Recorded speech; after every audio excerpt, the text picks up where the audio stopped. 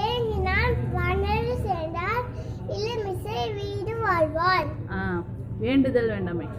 வேண்டுதல் வேண்டாமை இளநரை சேர்ந்தார்க்கு யானோ இல்லை இல. இது அகர முதல்ல எழுத்தலாம். அகர முதல்ல எடுத்தெல்லாம் ஆடி மகனும் உடுத்து உடுத்து.